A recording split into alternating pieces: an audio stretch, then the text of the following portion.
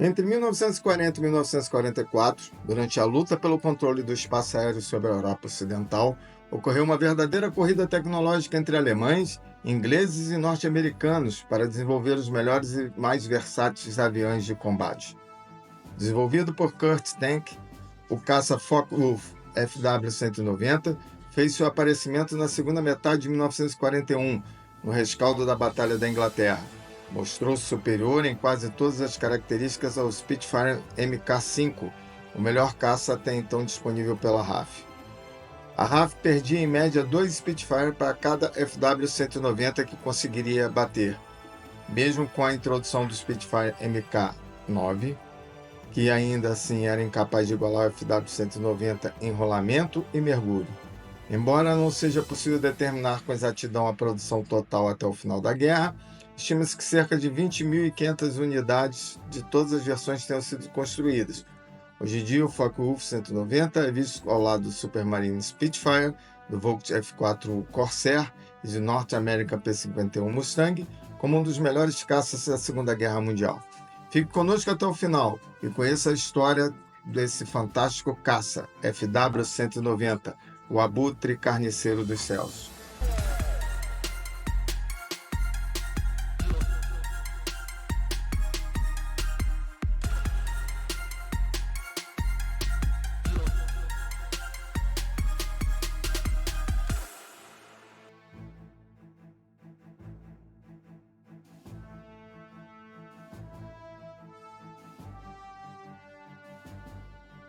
Ironicamente, aquele que seria visto como o melhor caça alemão do conflito teve como início o pedido do alto comando da Luftwaffe de um caça alternativo que pudesse reduzir a dependência do Messerschmitt Bf-109, que desde 1936 se afirmara como a espinha dorsal dos grupos de caça de primeira linha da Luftwaffe. Wilhelm Messerschmitt tinha obtido reconhecimento junto das altas individualidades do regime nazista, mas esse reconhecimento também lhe valera uma cota grande de inimigos no regime e no seio da RLM, não sendo por isso de estranhar que o projeto de um novo caça fosse, em 1938, entregue à Focke-Wulf. A Focke-Wulf esteve entre as empresas que anteriormente tinham apresentado propostas de caças alternativos, mas os seus projetos iniciais foram rejeitados por não apresentarem vantagens significativas e por serem baseados no motor Daimler-Benz DB601 do Messerschmitt Bf-109, sendo do entendimento da RLM que o novo caça não poderia aumentar a solicitação sobre o Daimler-Benz, que já era superior à sua capacidade de produção e resposta.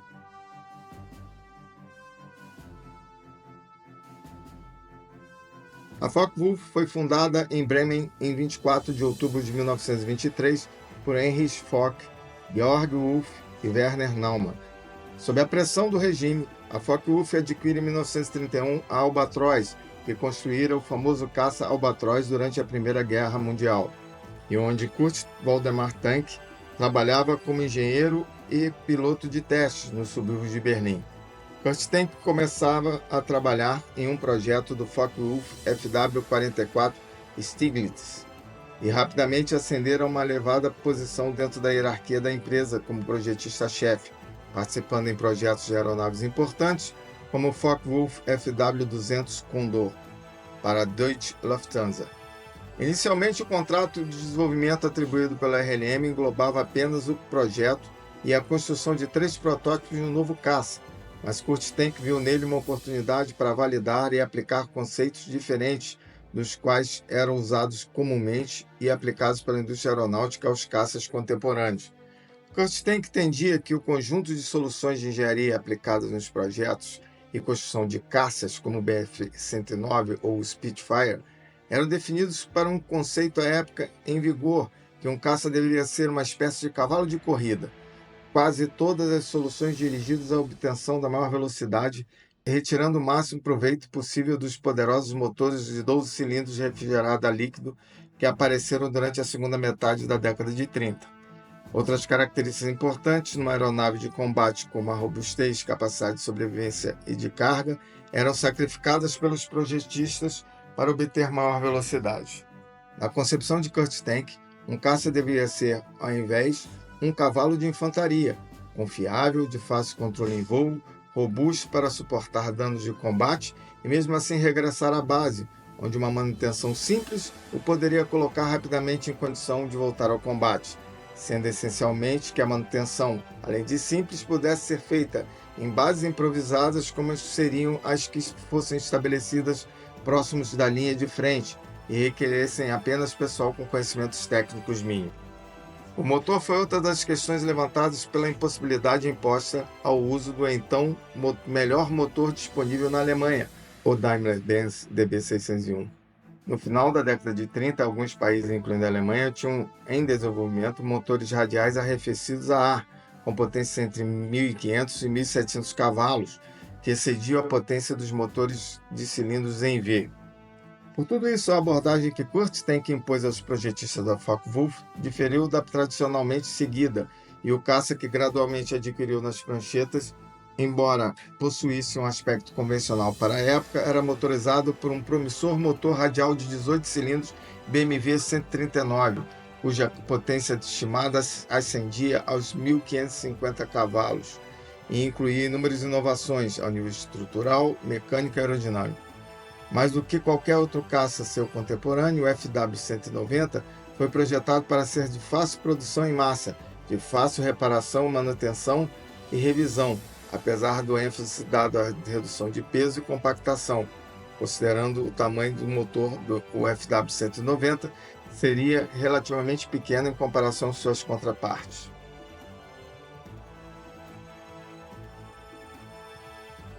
Descubra o universo do plastimodelismo na Plastic Kits. A Plastic Kits é a sua nova loja virtual especializada em plastimodelismo.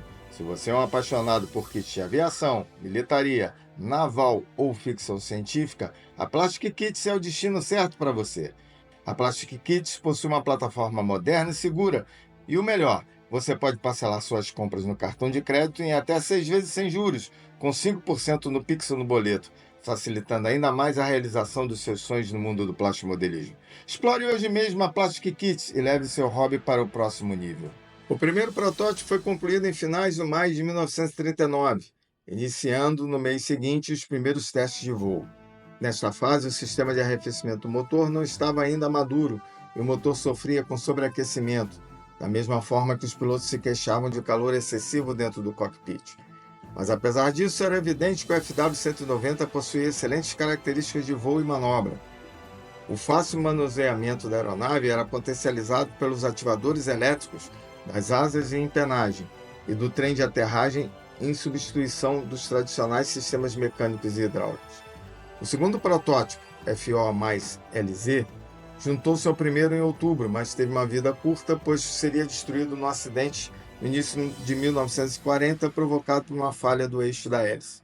As modificações inseridas no ventilador do motor não reduziram os problemas de sobreaquecimento do motor, e as vantagens do spinner sobredimensionado foram reavaliadas e foi logo substituído por outro de dimensões convencionais. O protótipo modificado passou a exibir a identificação FO+LY. Os problemas, no entanto, permaneceram durante os testes de voo, reiniciados em 1940, tornando-se claro que a partir desse momento era necessário equacionar a substituição do motor.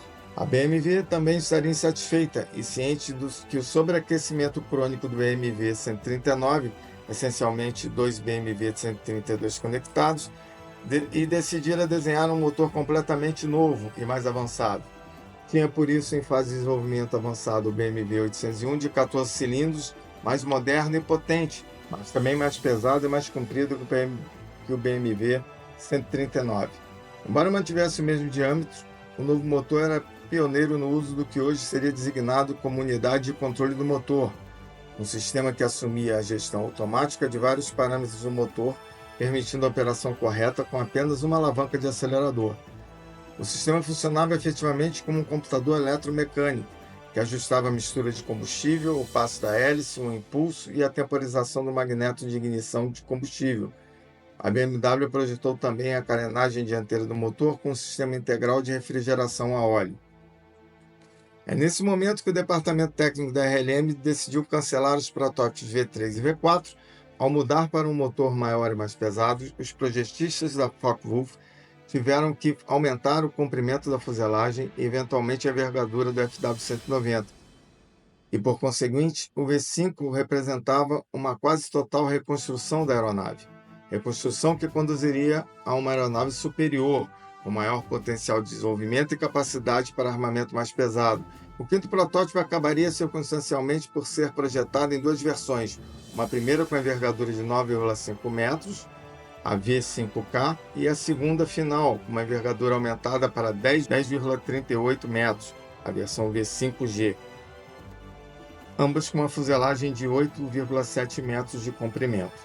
O peso adicional do sistema motopropulsor e a necessidade de reforçar vários elementos estruturais aumentou o peso da versão V-5K em 635 kg, apesar do armamento ser reduzido para apenas duas MG-17 montadas na raiz da asa.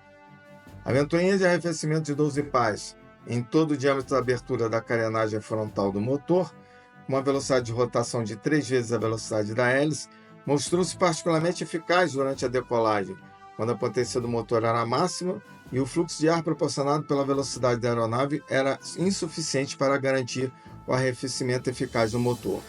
O aumento da massa do nariz da fuselagem exigia que o cockpit fosse ligeiramente recuado, inclinado para trás, para que o alinhamento não fosse perturbado, o que causou prejuízo da visão para frente e para baixo, mas ao mesmo tempo eliminou uma grande parte do problema de sobreaquecimento da cabine presente nos primeiros protótipos, uma vez que o motor estava agora afastado. O aumento da envergadura permitiu restaurar as excelentes características de voo da versão 1, degradadas pelo aumento de peso da versão V-5K. A versão V-5G era mais manobrável e tinha uma taxa de subida melhor, com um custo relativamente baixo na velocidade máxima, reduzido em apenas 9,6 km por hora. O bom desempenho do V-5 levou a RLM a acelerar o processo de desenvolvimento.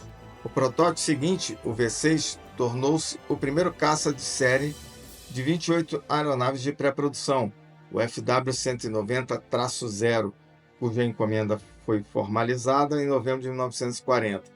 Em meados de 1941, após cerca de 50 modificações, o FW-190 foi aprovado para produção, distribuída por várias fábricas na Alemanha, que iniciaram as entregas do primeiro modelo com aprovação operacional, o FW-190A, em junho.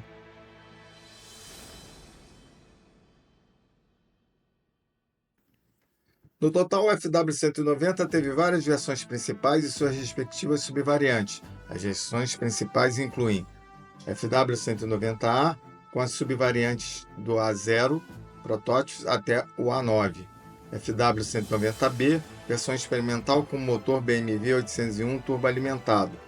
FW-190C, versão experimental com motor em linha DB603.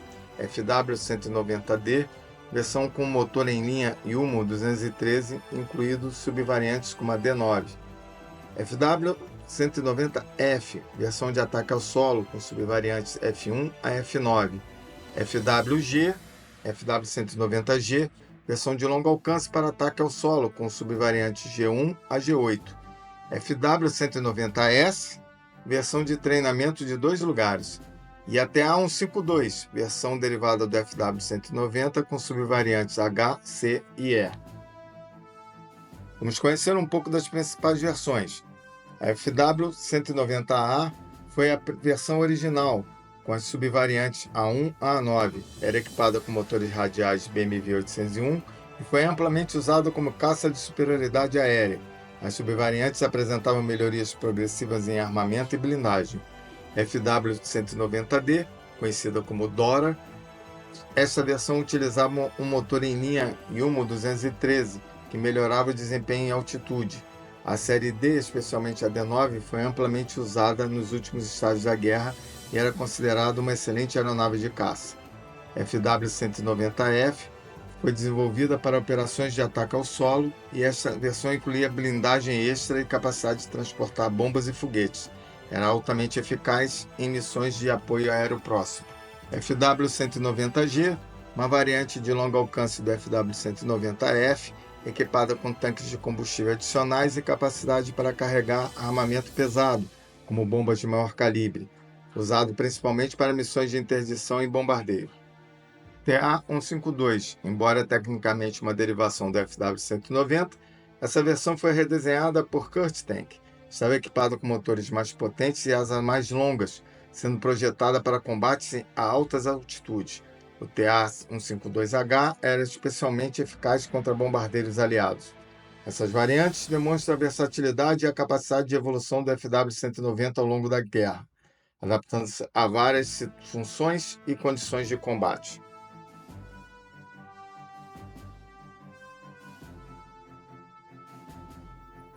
Os Focke-Wulf FW-190 foram utilizados em uma ampla variedade de funções durante a Segunda Guerra Mundial, adaptando-se a diferentes necessidades e cenários de combate. Aqui estão algumas das principais formas como foram utilizados. Caça de superioridade aérea. Inicialmente, o FW-190 foi projetado e utilizado como caça de superioridade aérea. As primeiras versões, especialmente a Série A, enfrentaram frequentemente e superaram os Spitfires britânicos em combates aéreos. Interceptador de bombardeiros. Com o aumento dos bombardeiros aliados sobre a Alemanha, o FW-190 foram adaptados para interceptar e abater bombardeiros inimigos, equipados com armamento pesado, como canhões de 20 mm e 30 mm. Eles foram eficazes contra a formação de bombardeiros aliados. Ataque ao solo. As versões FW-190F e G foram modificadas para funções de ataque ao solo, equipadas com bombas, foguetes e blindagem adicional. Eram aeronaves que realizaram missões de apoio aéreo próximo, destruição de alvos terrestres e interdição. Reconhecimento. Algumas variantes do FW-190 foram adaptadas para missões de reconhecimento, equipadas com câmeras e outros equipamentos de observação, proporcionando informações vitais sobre os movimentos inimigos. Combate noturno. Embora não tão comum quanto outras funções, algumas versões do FW-190 foram utilizadas em operações de caça noturna, aproveitando sua capacidade de carga e armamento para interceptar bombardeiros inimigos durante a noite. Caça de altitude. O TA-152, uma derivação do FW-190, foi desenvolvido especificamente para combate em alta altitude. Essa versão foi eficaz contra bombardeiros aliados e outros caças em altitudes elevadas.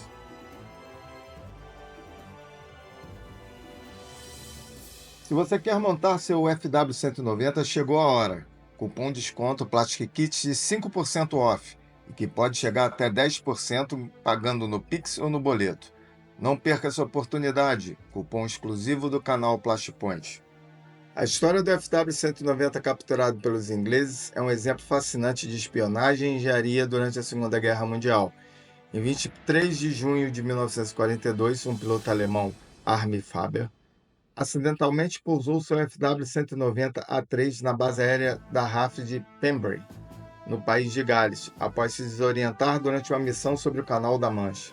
Esse evento foi um golpe de sorte para os aliados, pois até então eles não tinham acesso direto ao FW-190, que estava superando os Spitfires Mk5 em combates aéreos. Os engenheiros e pilotos britânicos rapidamente desmontaram e estudaram o FW-190. Eles ficaram impressionados com os vários aspectos da aeronave, incluindo seu motor radial BMW 801, seu armamento pesado e a robustez da sua estrutura. A análise detalhada revelou várias inovações técnicas que os alemães haviam implementado. As descobertas feitas durante a avaliação do FW-190 tiveram impacto significativo no desenvolvimento de futuros caças aliados, como o Spitfire, e especialmente no projeto do Walker Tempest. Alguns dos principais pontos de influência incluem design aerodinâmico. A eficiência aerodinâmica do FW-190 inspirou os projetistas britânicos a revisar e melhorar o design das asas e fuselagem do Tempest. Isso ajudou a reduzir as resistências ao ar e a melhorar a performance em alta velocidade. Motores potentes. O desempenho do motor BMW 801 levou os britânicos a considerar motores mais potentes para seus próprios caças. O Tempest foi equipado com o motor Napier Sabre, um dos motores mais potentes da época, oferecendo desempenho comparável. Armamento pesado. A configuração de armamento pesado do FW-190, com canhões de 20 mm, foi um fator considerado na decisão de armar o Tempest com 4 canhões de 20 mm Hispano Mk5, proporcionando uma enorme capacidade de fogo contra aeronaves inimigas e alvos terrestres. Ergonomia e layout da cabine. A disposição dos controles e a ergonomia do cockpit do FW-190 influenciaram o design do cockpit do Tempest, melhorando a interface homem-máquina e a eficácia dos pilotos em combate.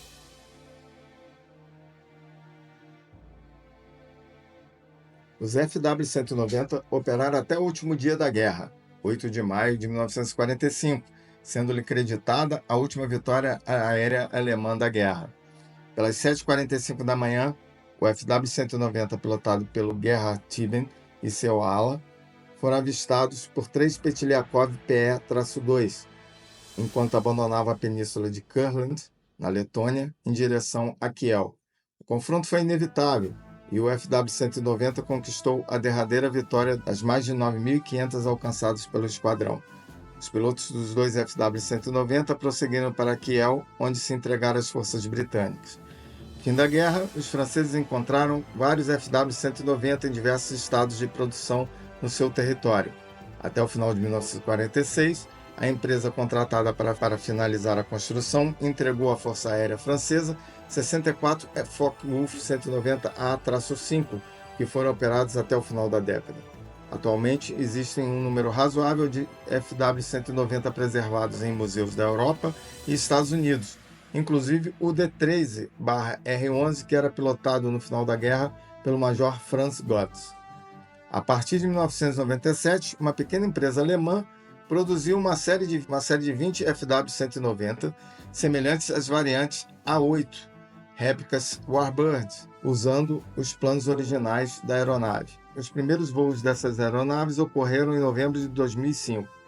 Ironicamente, uma vez que o motor BMW 801 não está mais disponível, foi utilizado o motor radial Chechsov ASH-82FN de 14 cilindros, de origem russa, licenciado pela China e de configuração e deslocamento semelhante ao BMW original. As versões modernas do motor, que equipou os maiores adversários russos do FW-190 durante a guerra, os Lavokin LA-5 e LA-7. Do lote de 20 FW-190 A8N, alguns eram reproduções do FW-190D, de nariz alongado, nos quais foi utilizado um motor americano Allison V1710.